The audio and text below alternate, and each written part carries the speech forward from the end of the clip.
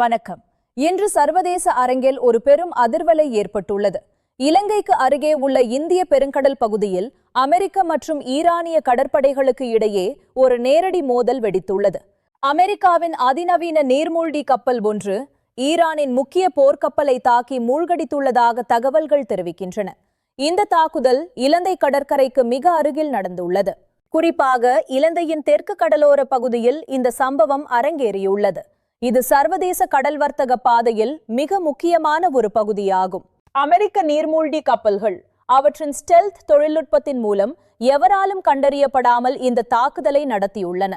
இது ஈரானிய கடற்படையை பெரும் அதிர்ச்சியில் ஆழ்த்தியுள்ளது. அமெரிக்க கடற்படை ஏற்கனவே இப்பகுதியில் தனது பாதுகாப்பை அதிகரித்துள்ளது.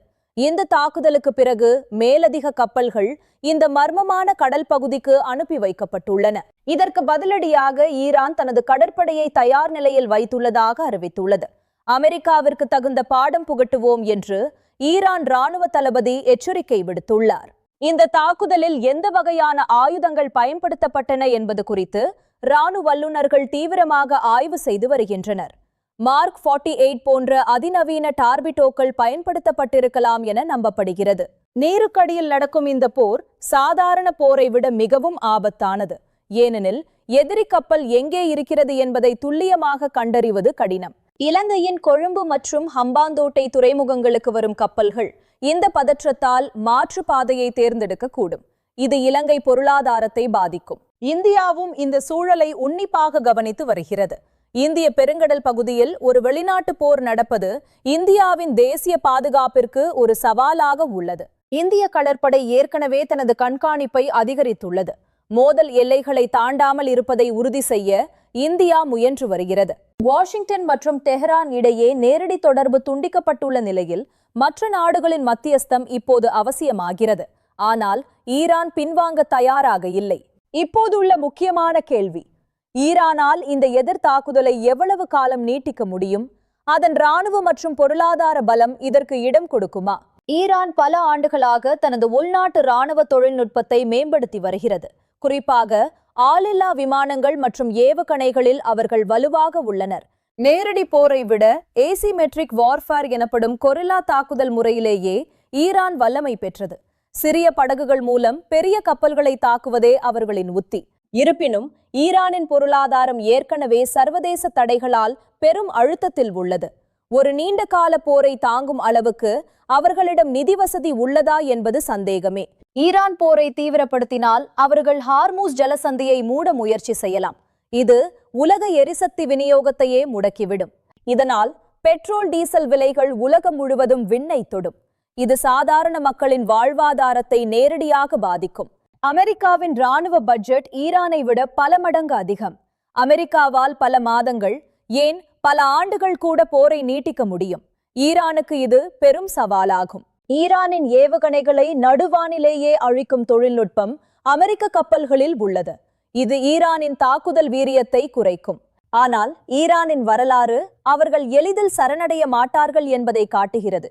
ஈராக்குடனான 8 ஆண்டுகால போரில் அவர்கள் காட்டிய உறுதி இப்போதும் அவர்களிடம் உண்டு. ஈரான் தனது ப்ராக்சி அமைப்புகள் மூலம் மத்திய கிழக்கு முழுவதும் அமெரிக்க இலக்குகளை தாக்கலாம்.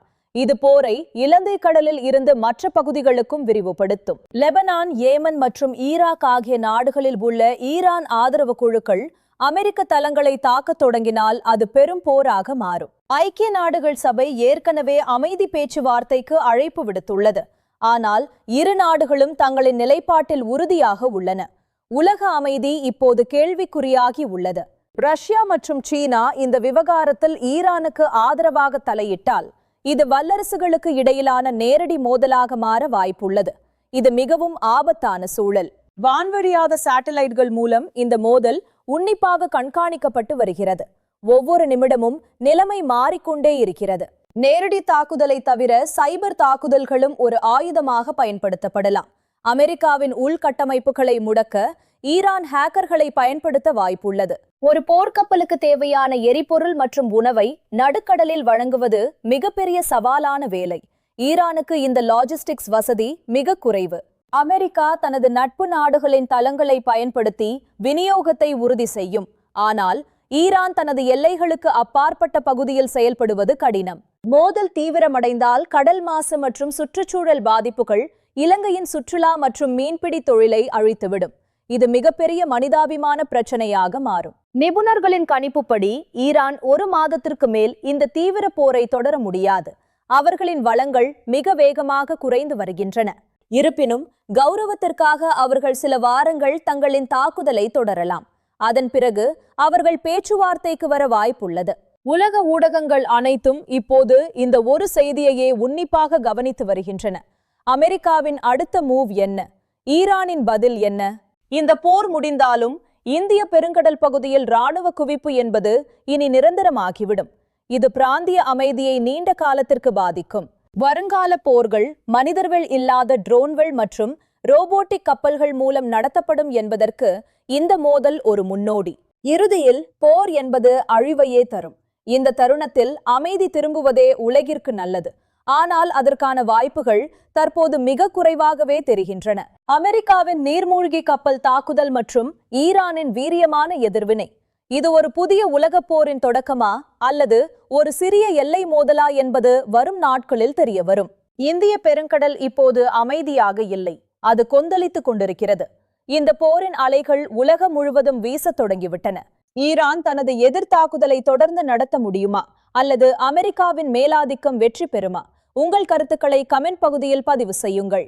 செய்திகளுக்காக எங்களை பின்தொடருங்கள். உண்மையான தகவல்களுடன் மீண்டும் சந்திப்போம். நன்றி, வணக்கம்.